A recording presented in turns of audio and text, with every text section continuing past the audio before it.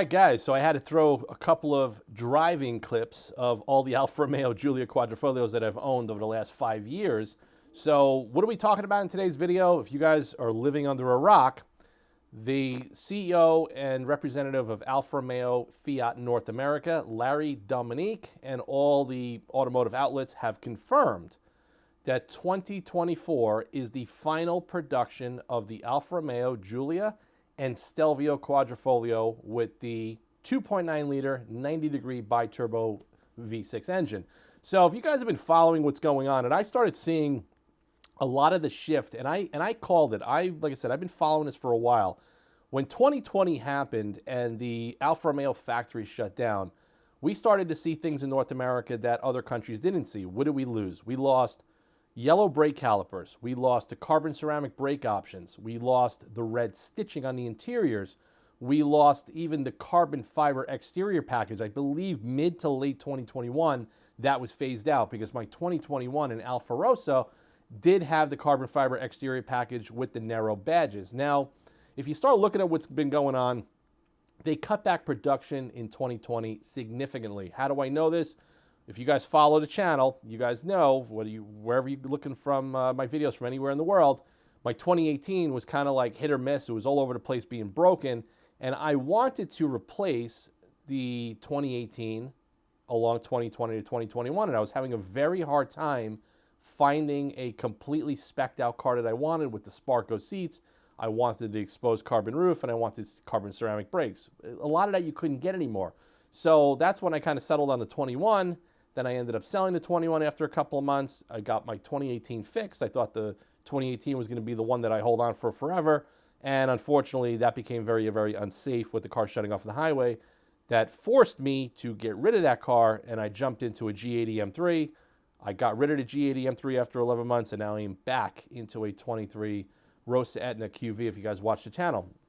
So during that transitional period, I started seeing what's going on when I'm trying to locate cars. There just weren't any cars being produced, and there was nothing, and I'm talking nationally, on the ground. Because I buy a lot of cars out of state. Believe it or not, the 23 QV that I have now, this came from Santa Monica, California. And I just bought the car and I ship it across the country because I was looking for a very, very specific spec. So when I started seeing the production pull back, it was harder and harder for me to get a replacement for my 2018 QV. That's how I ended up with the BMW, because it was there on the dealership floor. I thought it would be something interesting to try out for the time being with the manual transmission, go back to better customer service and all of that. So this is really interesting, and this is what I want to talk about in this video, is what's going on with Alfa Romeo is going on with every automotive manufacturer around the world. Now, the problem is this is all being dictated by politics and by government's agenda across the board. Now, we're not going to get into a political discussion. I don't support what's going on with this pushing the Green New Deals and all of this push for electrification and forcing consumers into switching from internal combustion engines into buying overpriced electric cars. Now, if you're living under a rock and you know what's going on, they're having a massive energy crisis in Europe, okay? We also have an energy crisis in states like Texas and in also states like California. Now, put this into perspective, and this is the reality of it. The United States and Europe and other parts of the world, we do not, in 2024 February, we do not have the infrastructure to force every single driver to switch to an EV. We also have to think about personal vehicles. We also think about commercial vehicles. Think about trucks. Think about construction vehicles. Think about every form of transportation that the governments are trying to force down our throats into this electrical power bullshit. So now we already see what's going on. This guy that's running Alfa Romeo, I don't think he's running it in the right direction, because instead of focusing on building up the dealer network and making a better after-sales support, he's more into being pushed into the agenda of hybrid technology and electric power. So we're going to talk about this a little bit in the article on Car and Driver. And, they're talking about now that the Quadrifoglio name is going to come back with electric power, possibly 1,000 horsepower. And I'm going to be completely honest with you. I don't care how much horsepower they put in with an electric motor. As soon as you take away the internal combustion engine of a special car, special cars, we're talking about like a Ferrari 355, the Alfa Romeo, a Ferrari Enzo, a Ferrari 360 Challenge Stradale, the Shelby GT350. I mean, these are some significant cars that are significant based on the power plant, okay? The heart and soul and personality of any car, any high-performance car, something that us enthusiasts love, is designated by the power plant. As soon as you change that, now I understand, with hybrid technology, in a couple of months ago, I drove the McLaren Artura. Incredible technology, incredible car. The new Ferrari 296, an incredible car with incredible technology. But we're talking about those cars are not even in the class of the average consumer to get. The Alfa Romeo, Giulia and Stelvio Quadrifoglio, they're under $100,000. Now, another thing that I noticed too is that when the production was pulled back in the Giulia, we started seeing an abundance of Stelvio Quadrifoglios on dealer lots in 2022 going into 2023. These cars were all over the dealer's lots, but when you search for a Giulia Quadrifoglio, you just couldn't find them. So why did they do that? There was probably some sort of reasoning, because the Stelvio is definitely their bread and butter product for North America. We see them all day long. I'm on my second Stelvio. Incredible car for a daily driver, and it's an incredible value. And they're pretty reliable. They don't really have any issues. And I will discuss more about my 1-year ownership of my 23 Veloce soon. That'll probably be my next video. But for the most part, they seem to have overproduced Stelvio Quadrifoglios. And then the dealerships couldn't sell them, and then they were unloading them for $10,000 to $20,000 off MSRP. Now, some people got in on that, like my buddy Jerry. He ended up getting one. It was a great deal, and he took the deal, and it just made a lot of sense. But unfortunately for the Giulia, there just wasn't a lot of cars out there. Now, I knew this was going to be, when I started seeing the trajectory from 2020 into 2023, where you couldn't get the Giulias, you couldn't get these options, you started seeing, the pullback in production, and you just couldn't find cars. Even on the secondhand market, I knew that this was going to come to an end. That's why I bought the 23, didn't even question it, because I knew this was going to be the final year of the electronic differential, the analog gauges, and the fact that I could have gotten most of the options that I wanted, minus the carbon ceramic brakes. Now for 2024, this is marking the 100th anniversary of Alfa Romeo, and unfortunately, they have the anniversary edition, but you can't get the carbon fiber seats and a couple other options with that. But it's kind of sad to see such an incredible car. But we also have to go back to reality. These cars were not selling in the numbers that the BMW M3s were selling. I don't think this was a very profitable model for Alfa Romeo, but it was a very halo model to get the enthusiasm to start looking at the brand. So if you couldn't afford a QV, you went in, you bought a Veloce, you bought a 2.0, you modified it, you did your little thing to it, and you still kind of got that same excitement, and you still were being part of the club of having a Giorgio platform car that was designed by a lot of the top guys of Ferrari. But it's kind of sad to see what's going on. And another cool thing I want to talk about in this video, a friend of mine, Jerry, sent me this article the other day about EVs. And I'm going to read the article, and I'm going to put screenshots to all of this stuff. And if you guys want to read any of these articles about what's going on, the links are going to be posted in the video description below if you want to read them start to finish. I'm not going to sit here and just kind of dictate and read through the articles while I'm talking to you guys. But like I said, I don't care what they're going to do, if they're going to make this a hybrid or a full EV. We do know that with the 48-volt electrical system that was part of the Giorgio platform, it was originally designed to be an EV. Even with the Maserati MC20, which is another total failure if we look at what's going on with that. So in my personal opinion, enthusiasts that love the brands, love the DNA of the brands, and love to drive, these are not the individuals that are running Stellantis. These are not the individuals that are running FCA. Okay, so we have these corporate people that are not car enthusiasts, that are in charge of making these decisions. They're being pushed and enforced by the governments and by politics to do what we're doing. So if you look at what's going on now, this whole big EV push, all these manufacturers are scaling back. They're losing money. It's not going to work. We are not there as a modern culture and society to be on full EV power with transportation.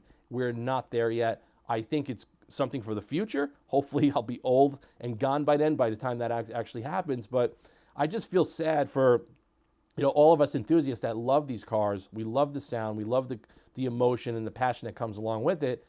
and now you're not going to be able to get it. So this is the final year. The 2024s with the updated headlights, they're very, very far few between if you want a Giulia Quadrifoglio. So if you could get one out there, you're going to be paying about 100 grand. You might be paying over 100 grand because there's just not a lot of cars out there. So you have a better luck of trying to find a 22 to a 23 model. And I think if you're on the fence or you've been trying to like say, hey, I have a 17 and I want to upgrade, I think you better do it now, because once this model is gone, I think the values are going to be steady. They might go up. We don't know where they're going to go up to, but we have to see, what the next generation is going to bring. And I do think once this EV push keeps going on, it's going to still drive the demand of cars like the Giulia Quadrifoglio and the Stelvio Quadrifoglio, along with all the collector cars in the collector car market. I mean, we were just watching some podcasts recently. You start thinking about cars like a LaFerrari, a Porsche 918, the McLaren boat tail, or any of these hypercars that have hybrid technology. How could you think that value of that car is going to last in 10, 15, and 20 years from now? It's going to be a catastrophic nightmare getting somebody to work on those cars when, of course, the battery life is only 7 to 10 years. So that's something we're going to talk about now. We're going to jump over to the next part of the video about this really cool article regarding what's actually going on with the EV push. Not only domestically, it's happening around the world. Consumers are just not buying it. All right, guys, we're on the second half of the video. Now, this was posted on a website called thepipeline.org, and the title of the video is The Collapsing Market for Used EVs. I never even thought about this before, which is very, very important. I'm going to read through the article, and you guys are going to take it, and put it into perspective yourselves, because how does the article start out? Buying a new electric vehicle is like buying a wedding ring. It's an expensive upfront purchase, but not worth much when the relationship ends. That suddenly becomes a huge problem for EV manufacturers, because without a secondary market, we're talking used EVs, the cost of ownership is much higher, providing yet another reason for car buying public to reject electric vehicle transition, okay? Really, really important why they're talking about this, and this is why I wanted to do this video and kind of share, yes, Alfa Romeo is kind of going in the wrong direction because of, corporate policy and by politics dictating their direction, but this is where it's going to fail. We're starting to see it already. It's not working, okay? They used the last couple of years with everything that went on with the world and the economies to do a very radical, rapid transition into this technology, but our infrastructure and our consumer public is not buying into it, okay? So the market for used EVs is crashing as consumers have quickly come to realize that electric vehicles have a short lifespan compared to internal combustion engine vehicles and hybrids, okay? So they're saying, and this is true, I mean, if you have power tools that are powered by lithium ion or rechargeable batteries, they have a useful lifespan of approximately 10 years. And the cost of a replacement battery is likely to be in the 5-figure range, because the battery replacement time on an EV pretty much means that the car has to be scrapped, okay? Think about that. You go buy a Tesla Model Plaid, you pay 140 grand for it. What are you going to do when that battery goes down and you're not going to be able to get it replaced, or something goes wrong and there's no secondary market to sell it? Now, another thing too is beyond battery failure, it means that the vehicle is a total loss, one that insurance may or may not cover the loss. Therefore, owning an EV pushing its 10th birthday means your car could suddenly become worthless and obsolete. Think about that now, okay? This is what the governments are not talking about. They're not talking about the reality of this EV technology. Listen, we know what it could do. We know it could produce massive amounts of technical horsepower, but not only are you taking away the options of repairing the vehicles and keeping them on the road, you're also taking away the enthusiasm and the passion for a car enthusiast with a lot of these, brands that are out there. So with EVs rapidly depreciating to a value of $0 as their batteries age, consumers naturally do not want to find themselves in a position of trying to sell a 6 or 7-year-old EV that has lost most of its value due to its battery depletion. This compels most people not to want to purchase a 3 or 4-year-old EV, which in turn makes it difficult for the original owner to sell his EV. Ultimately, this depresses the entire market for new EVs, since there isn't a solid secondary market for EVs. Okay, so this is really, really important. Also, another thing too, they talk about in this article that Tesla only warranties the batteries for 70% capacity. Think about that. So they already know based on the technology that 30% of the battery is not going to be there within 8 years, okay? So by contrast, this typical ICE vehicle may not have reached the middle age when the typical EV is taking its last charge. According to a 2023 article in Road and Track magazine, a study of 283 million vehicles on the U.S. roadways found that the average passenger vehicle is between 12 and a half years old. This would indicate that there are about 140 million vehicles on the road that are older than 12 and a half years, okay, which is really interesting. That's how independent car shops stay in business. This is what keeps the automotive industry going, and it keeps the whole sector of the economy in this segment going. Okay, so how bad is the collapse of used EV prices? From late 2022 into 2023, the average price of a used EV declined by 33%. The overall used car prices fell by 5.1% over the same period, a number that would have been smaller had it not included used EVs along with ICE vehicles. So another recent article mentions that, you know, the average 3-year-old EV, however, only holds 49% of its value, whereas a 15-year-old gas-powered Honda LX 4-door with an original suggested MSRP of $22,000 sells an average of $6,964, which is 31% of its original MSRP. So according to studies and according to the market value of the secondary market, an internal combustion engine in the used car market is holding its value, and it has greater demand than trying to sell off a used EV. I mean, look at Rivian. Rivian is tanking. Companies like Lucid, they're tanking. Tesla is losing money. Look what happened recently with Hertz, okay? Hertz spent an enormous amount of money to buy a whole fleet of EVs. What did they do? They unloaded 20,000 EVs that made them take a $245 million loss in depreciation because people weren't renting them. They weren't making money on them, and they were losing $12,500 per unit. So as the story comes to a fold, like I said, this is just what we're talking about, and this is a really good article that I'll post the full link in the description if you want to watch this below. But think about this now. Don't buy into the hype. The media is talking trash. They don't understand. They're not talking about reality. And politicians are some of the dumbest people ever to be representing countries, states, and parts of our modern society. They don't have a clue what they're talking about because the infrastructure is not there in America, in South America, in Europe, in Asia. We just don't have the infrastructure to push this technology on everybody right now. And also a very important factor is there's no secondary market, which is going to make these electric vehicles tank on the secondhand market where they're not going to be able to be fixed and people are going to be scared. And listen to this one. A lot of insurance companies now, even in the New York metro area, are objecting to insure certain cars based on theft, okay, like Hyundais and Kias and all of that. So what happens when an EV becomes such a liability that you can't even get car insurance on it? Think about that. Post your comments below. Let me know what you guys think about this whole situation with Alfa Romeo killing off the internal combustion engine, the awesome 2.9 liter 90-degree V6, which is based off Ferrari design. It's got the sounds, it's got the pops and bangs. It's going to be something that's never going to happen again. If they do bring the Quadrifoglio badge back as a hybrid, I'm sorry, I'm not going to buy one.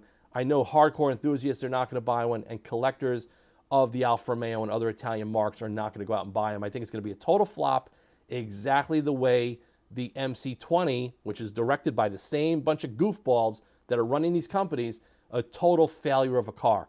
Meanwhile, Alfa Romeo comes up with the MC20. They take the MC20, they make it a Type 33 Stradale, they sell it for a couple of $1 million, and they're all sold out. Meanwhile, you can't get you could buy a Maserati MC20 now for under MSRP, a lot for under MSRP, and even the new Gran Turismo, which is based on the Giorgio platform, an amazing car. These morons overpriced the car out of the gate, that nobody's buying them, that even our local dealer, Miller Motor Cars, is taking $40,000 off MSRP because the cars are priced so far out of the competition that nobody's even going to buy one right now. Like I said, thanks for watching this video. Stay tuned for more content, and let's compile some thoughts as far as what you guys think of what's going to happen. But I highly suggest if you own an Alfa Romeo Quadrifoglio, hold on to it, maintain it, watch my content. I'll teach you guys how to maintain it, whether it's the detailing of it, whether it's the maintenance of it. keep the car in good running condition. It's going to, reward you with a lot of fun every time you get in it. And if you're thinking about buying one, now is the time to do it. Don't sleep on it, because you're not going to be able to find these cars. And watch when people see what the next generation is going to come. Look at the Alfa Romeo Tonale, okay? They came out this stupid hybrid, small SUV. They can't sell them. There's no incentives to buy one, and nobody is buying them. So listen, market perception and government perception are two different things. They don't go hand in hand. The government and the political officials don't understand the reality of what consumers want, and this is just not what it is. So hopefully things are going to change. We'll see what happens. But like I said, Europe is on a tighter stronghold than the US. But watch the trends, read the articles. All this stuff is published online, and you're going to kind of see the trajectory of where we're going. And you're going to see, mark my words, that this whole big EV push is going to hit rock bottom real soon. Thanks for watching. I'll see you guys in the next one soon.